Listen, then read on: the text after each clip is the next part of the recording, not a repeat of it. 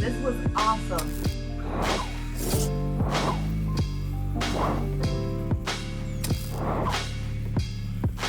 Thank you for tuning in.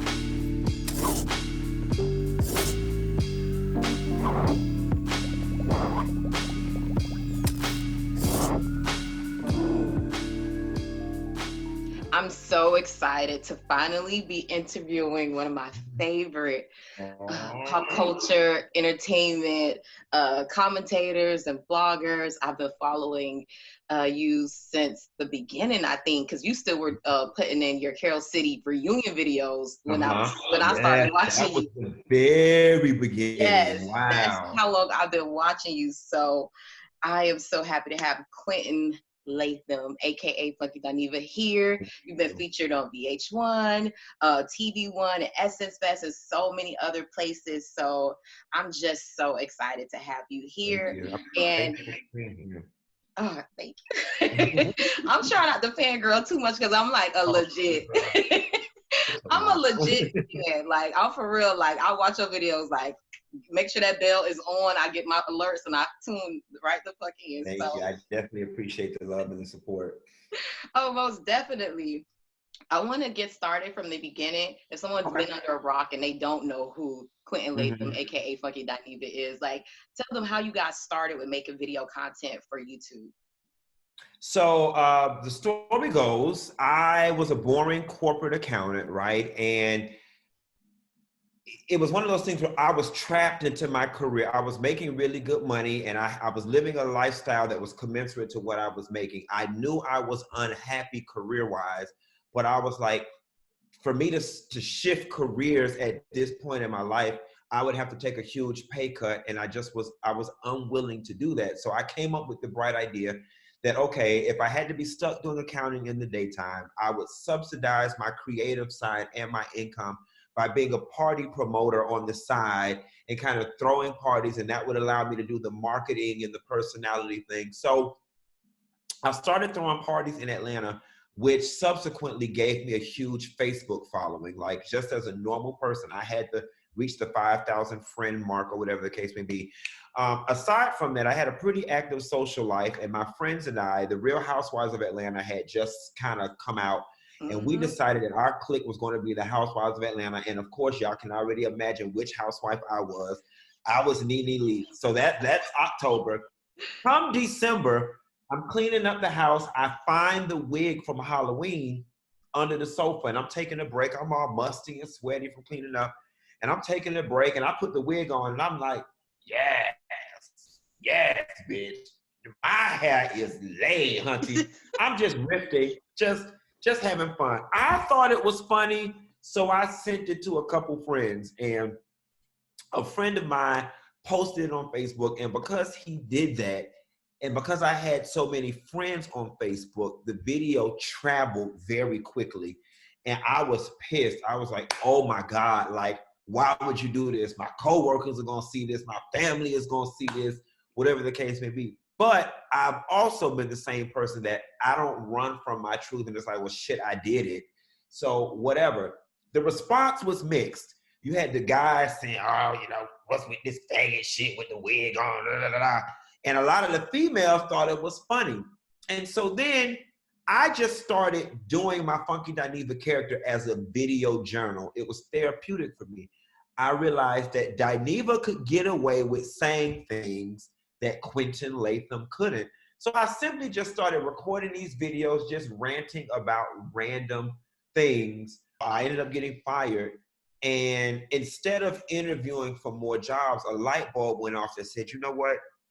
You don't like what you're doing. Sending out your resume for more accounting jobs is literally auditioning to be miserable. And I had got an email from YouTube because these little videos I was doing was getting a couple views and I was making a few pennies on it. And I was like, you know what? I was getting unemployment and it was $1,400 a month at that time. I was like, if I can get these little videos to make $1,500 and I'm getting $1,400 from unemployment, that's almost $3,000 a month. I can make that do what it need to do in order for me to survive. And then within 6 months, I was on VH1 doing the first Love and Hip Hop reunion, and the rest is just history. The ball just took off running from there. So that's a very long story I condensed into a short story, but it happened kind of by accident. Yeah. And that's amazing to me because I've heard your story and I think I forgot that part. Like, I didn't know that it was like something that you didn't put out. I knew you just kind of threw the wig on one day and was playing around, and I thought maybe you posted it for fun. I didn't even know that you didn't even post that. Like somebody else did and it took off. Yeah. And then it took off, and then subsequently I came behind it and did it. And it wasn't until I got the email from YouTube and it started making a couple of pennies, coupled with me having career unhappiness and being fired. I was like, you know what? Now that I'm fired, my bills backed up, I ain't got no money. What better time than to change directions when you don't already have shit? I had nothing to lose. I had no money coming in. So I was like, the little money that's coming in with this is better than nothing. And at least I'm having fun doing this. And I was like, you know what? You're on to something here. Like, people like this. And that's when I decided to kind of turn it into a business, a profession, a career. And that was 10 years ago. You want to know what's funny? I was talking to my assistant the other day. I just happened to be in my YouTube back office, and I've got 4,700 something videos. No way. On YouTube. And I was telling him, I can't believe that number either. I don't even remember making that many videos. You want to know what's so funny? I don't even remember half the time. People tweet me with lines sometimes that are their favorite, and I have to think long and hard. I'm like, oh shit, that did come out of my mouth. So it's to your point. I had to realize that that much time has passed, or that I've been doing this and sustaining doing this for that long. Well, time flies when you're having fun, and it really, you're really a testament to like following your dreams and being happy with what you're doing. For me, what really connected with your videos and what made them so relatable is because not only are you from Miami, but we're from the same exact city, the same almost damn near neighborhood. Because you said, I think you went to Myrtle Grove, right? I went to Myrtle Grove, the Carroll City Middle, and Carroll City High. And see, I went to Myrtle Grove, Parkway Middle, then Carroll City High. And so watching your videos, I'm like, I get the little things that you say, like, you gotta be from my area to understand if you say 183rd Street and 27th Avenue. Right. You know exactly what I'm talking about, the flea market parking lot. How has that influenced your, I guess, the way you create content and how you approach different subjects? Because sometimes you get really deep and retrospective and introspective. Like, how has your upbringing affected how you create content and what you say? You know, it's funny because Miami is sold up all in, out, and throughout everything I do. You know, Miami, we are a very different animal than the rest of the world. There's the United States, there's Florida, which is part of the United States. Then there's Miami-Dade County. Yes. You know what I'm saying? Yes. We're a city, we're at the southernmost tip of the United States, but we're not Southern in the regard of what people tend to think Southern. It's very different. And so I think what's very interesting about what I do and why a lot of people find it funny and attention grabbing, because it is so different. We've got our own dialect. We've got our own mentality. We've got our own way of dealing with conflict. And to be honest, the shit is funny. And a lot of people don't understand it because it is unique to our region, but because it is so unique, they are intrigued. Miami has definitely shaped my sense of humor. Miami has definitely shaped the way I cuss a bitch out. Can't nobody out there cuss like a bitch from Miami. You just can't. Like, you know, you just, it's just a skill that you pick up very early, how to cuss somebody motherfucking ass out. You just do. You know what I'm saying? Even down to the motherfucking. It's just the Miami thing. And it's funny because very early on in my professional career, my Miami side I actually used to run from. You know what I'm saying? Because in corporate America, the things that make us uniquely Miami don't work in corporate America. It just doesn't. Our way of dress, it does not work in the corporate world, but believe it or not, in the entertainment world, it's like a diamond in the rough. So I definitely celebrate Miami in that regard. Ah, that's awesome. I really love how you put on for our city. Like you're definitely one of those people who I consider who made it, who are successful and doing that thing. So thank you for that. Um, Another reason why I wanted to speak to you today is because of your new business venture. And for me, I'll say I remember when the SkinTea craze was going on. And I don't know, because I literally searched through all your videos today trying to find that video. I thought it was like one that you did. Maybe you mentioned it in another video, but I remember it was like a line that you said like, y'all hoes in the back of Denny's or something buying that SkinTea. Yeah. And you was like, it's a scam, and I don't know why y'all doing this, and I don't see how y'all can listen to these people. And so I remember it shaping how I view the multi-level marketing businesses. And I was just like, yeah, this shit don't sound right. I ain't gonna do this. Quentin said it, this shit must be not some scam or some shit. So to my surprise, a couple of weeks ago when I saw you post about it, I was like, wait, if he a believer, then it must be some truth to it. So kind of tell me like how you got into is it ISO T? Is that how you pronounce it? Yeah, ISO T. Like how did you get into the multi-level marketing? What made you a believer, so to speak? Okay, so here's what's funny. What I felt then was true and genuine, and what I feel now is true and genuine. At the time, right, when I made that SkinTea video, I was looking at the caliber of the people that were pushing it. And I was just like, girl, get your ghetto ass the fuck from around me. Your subjects and your verbs do not agree. I don't want to buy shit from you. I know your track record. You got a rap sheet about as long as a roll of toilet paper. I know your history. You scam.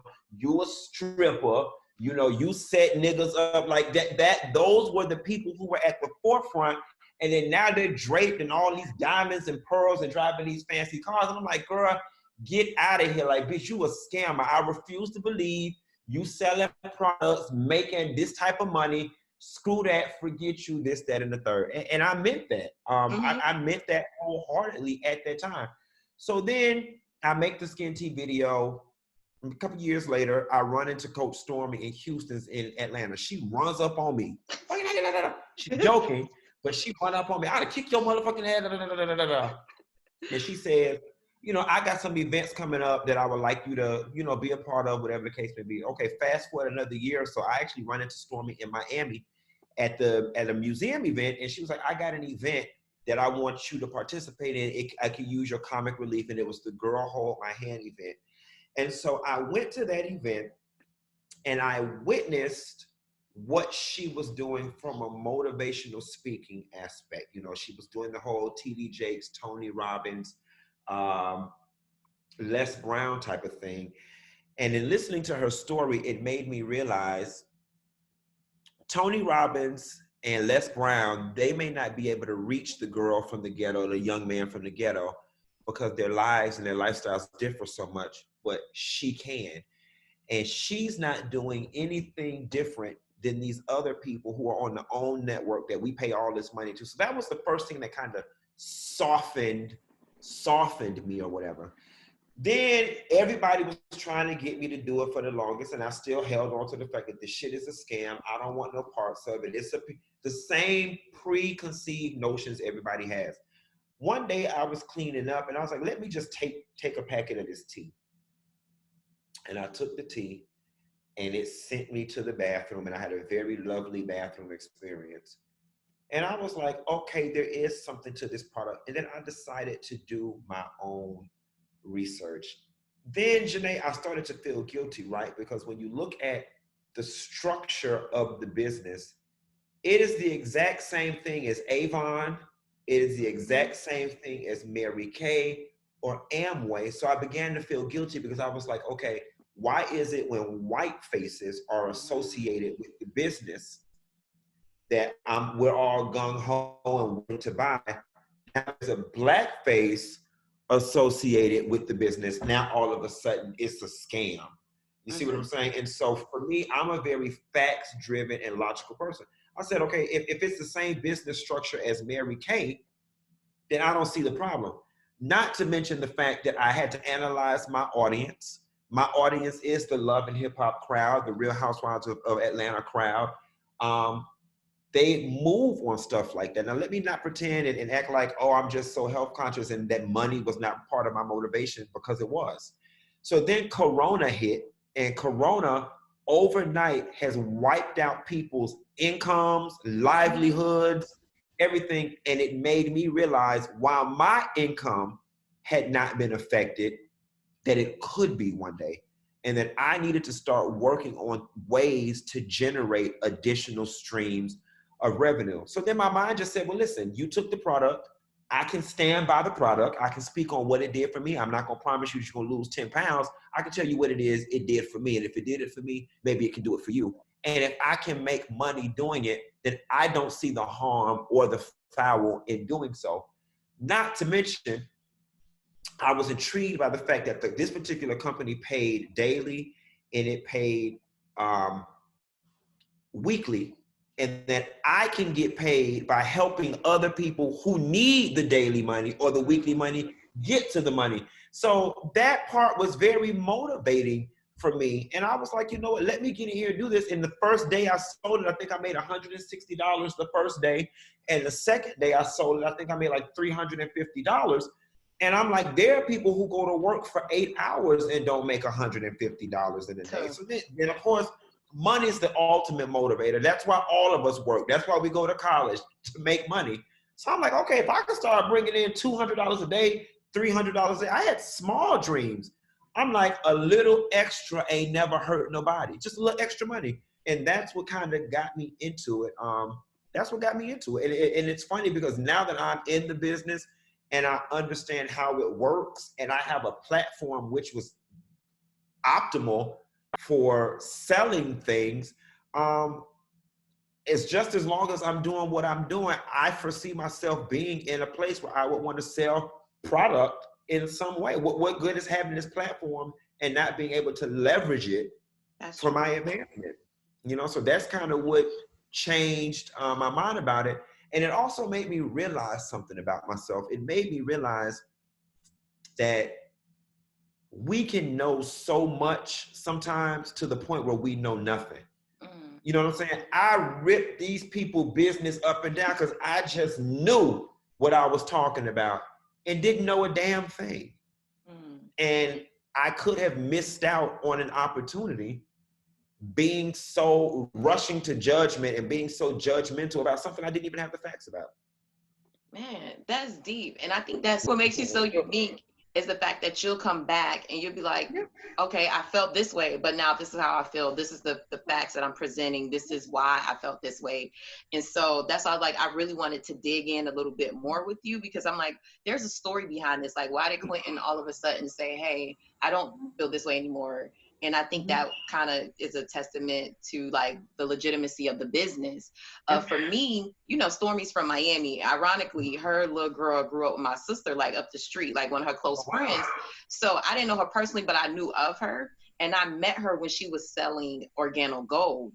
And so I know she has been in the multi-level marketing for a while. For me, I never felt like the products didn't work. I always knew the products worked. I just always felt like it was a little untruthful to tell people that it was easy and then they could just do this easily. And that's where I kind of fell off with it. And then with Stormy, not to attack her anyway, but like I said, I've seen her with Organo Gold, with the waist shapers, not waist shapers, but Body magic, and then the SkinTea, and now this. So I was just like, okay, it kind of seemed like anytime the new fad came around, she was hopping to that. So it's like, are you really trying to help people? Or are you just trying to make a dollar because you have like 1 million followers? So I watched your interview and it was very informative, and it helped me to learn more about her story. But did that affect you in thinking like her trustworthiness, like her jumping from different products? Like, how did you, I guess, reconcile that or rationalize that for yourself?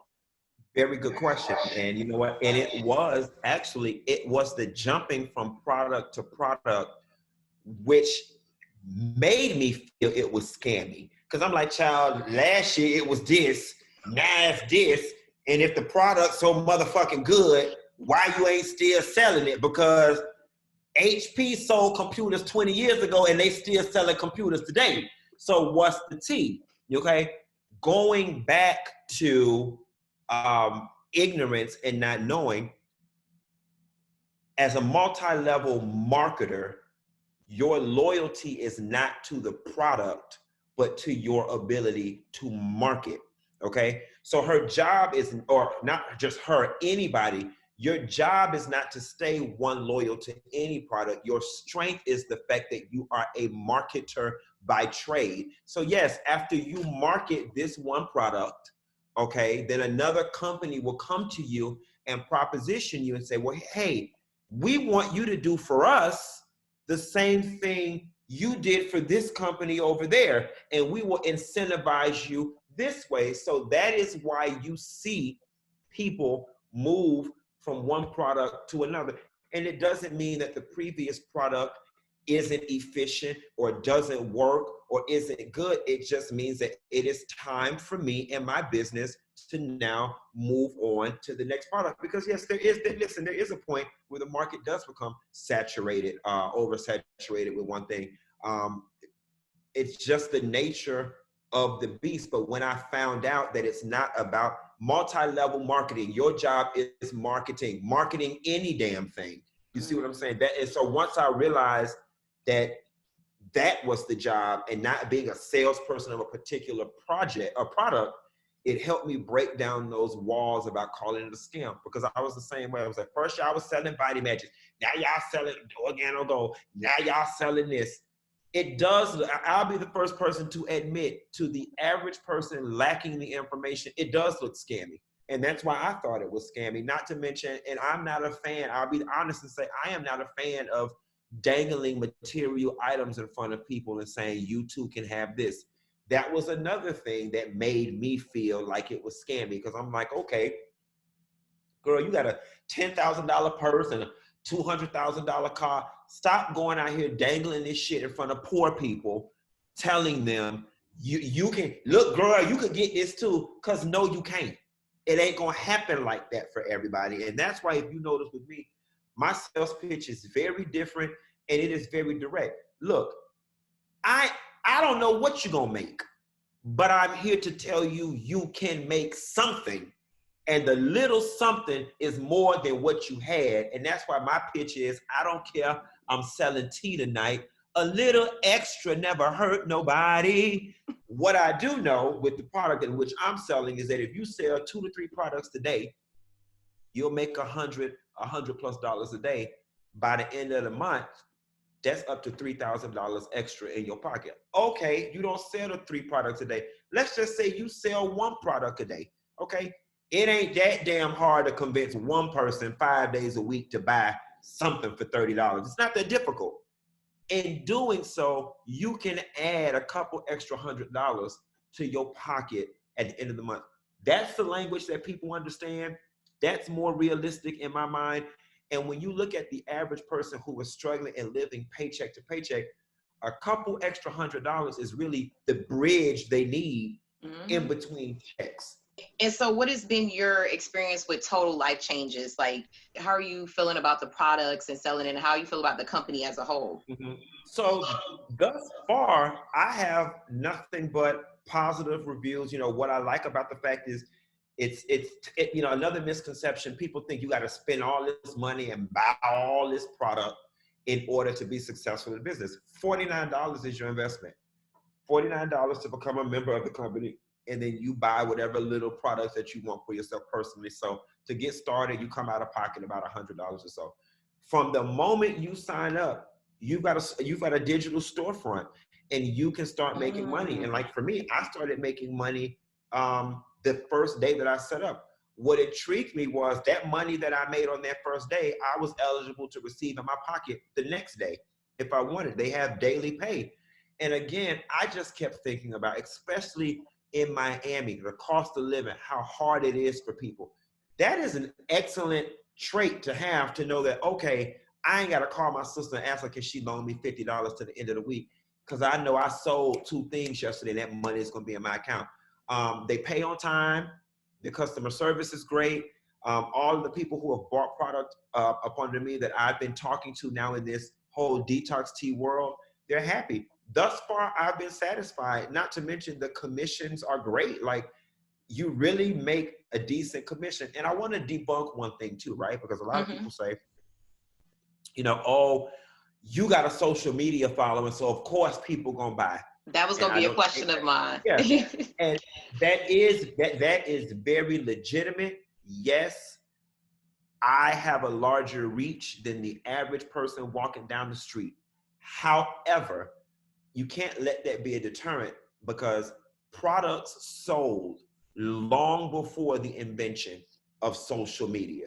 In the 70s, 80s, and 90s, when they were selling, Fashion Fair, Mary Kay, and Avon, that stuff sold long before the invention of Instagram and Twitter.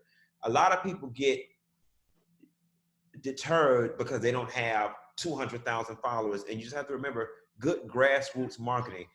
We all have a network. Your network might not be mine. You may work in an office building with 2,000 people in it. That's your network. You might be a PTA mom. That's your network. You might be a soccer mom. That's your network. You might be the HOA president. That is your network. It's network marketing. It is all about leveraging your network, whatever that is. And so I tell people that who are interested in the business, if you get so hooked on the social media aspect, you'll let all these other people out here pass you by. I've seen people do creative things like take the tea and go sit in Starbucks and legitimately fix the tea while sitting in Starbucks, so everybody can ask, what are you doing? What's going on? What is that?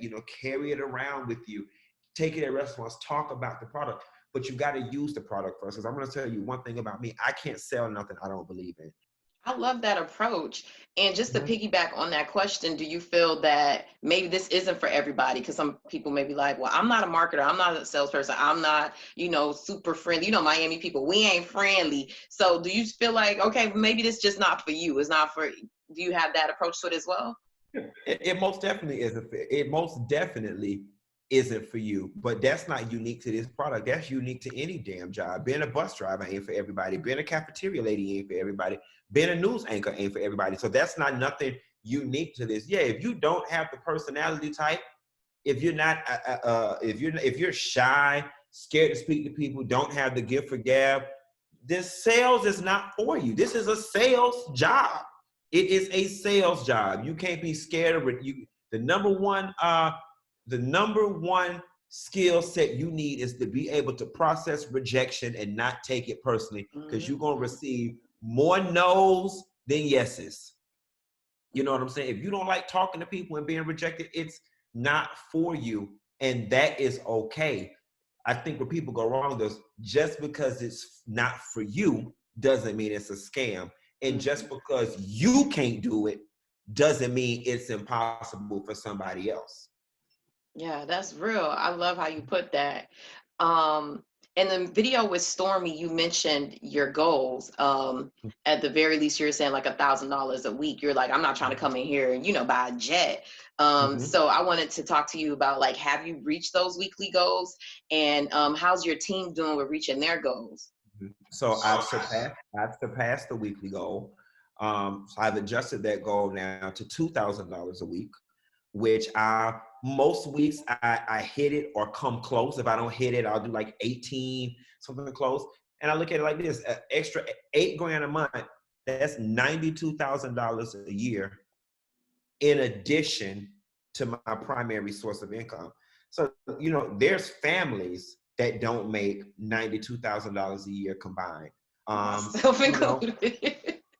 Again, I'm doing 8 a month. Let's just say if you're the average person out there, if you're doing 1 a month, that's an extra $12,000 a year. That's the difference between you still driving that raggedy car that keep breaking down, or being able to get another car. You know what I'm saying? And that's how you have to look at it.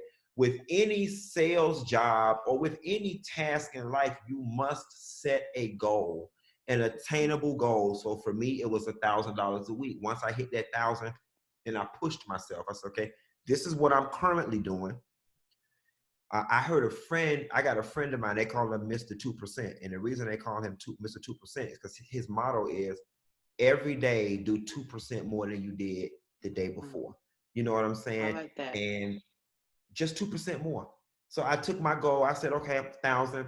Let me do 1,200, 1,300. Once I did that, now I have a new goal, and you shift it accordingly. Now, when you come in looking at other people's results and expecting to do the same thing they're doing and you don't hit it, of course, you're going to get discouraged. So I always tell people, and this is for all things in life, not just the sales, create small, manageable, obtainable goals and adjust them accordingly as you go.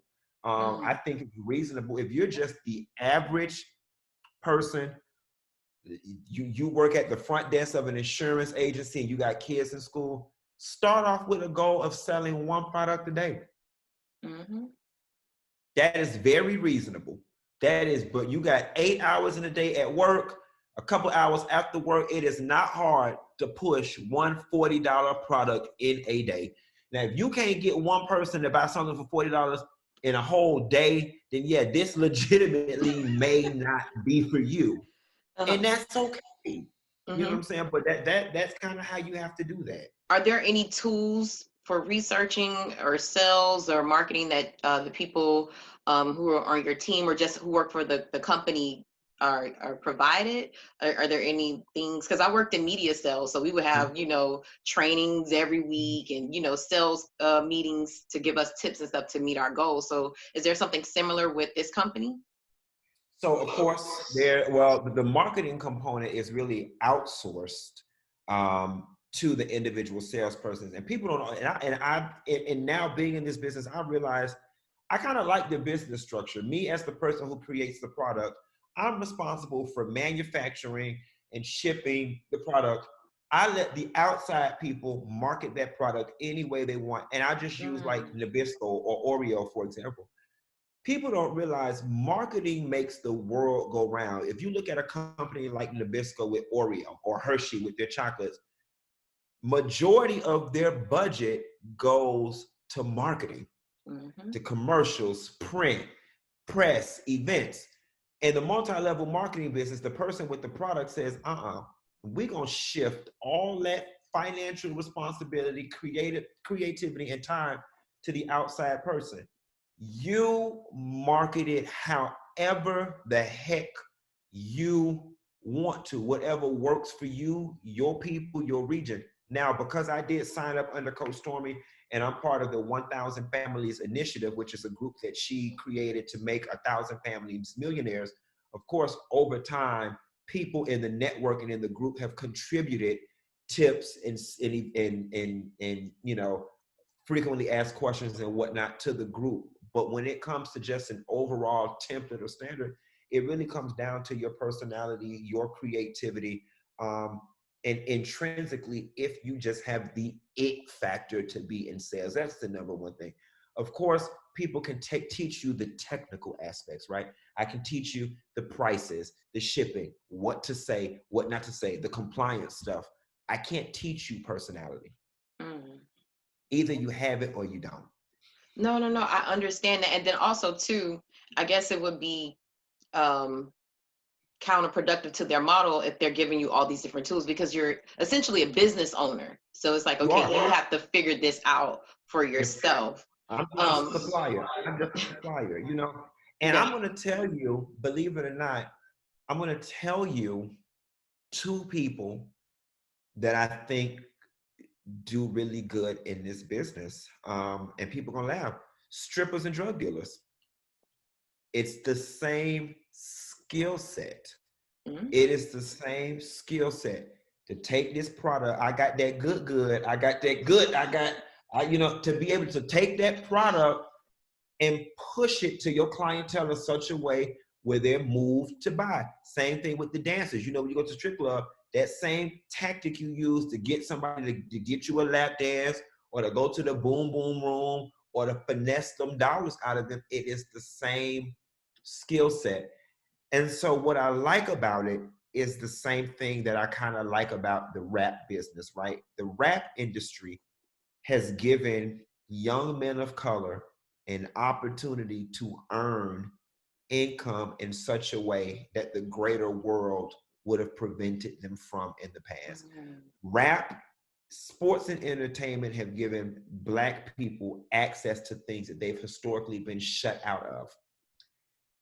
The average girl from the projects, the average dude that grew up in the projects, let's face it, they not going to college. They're not going to, not all, not saying that they can't, but let's just keep it real. They've got life circumstances that prevent them from getting six-figure jobs, driving Rolls Royces and stuff. Here is something that levels the playing field for me to potentially live the same life of the greats.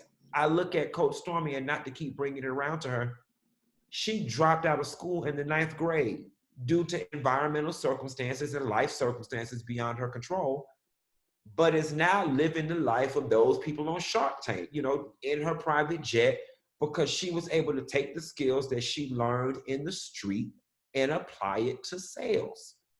So, you know, in that regard, we can't be so closed-minded as a people that we miss out on an opportunity.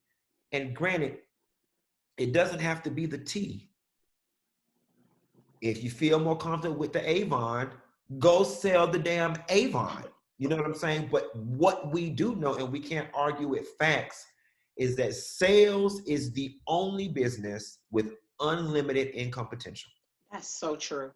You go on anybody else's job, they got a paper and a file that says the most you can make for this position. Sales is the only job on earth with unlimited income potential.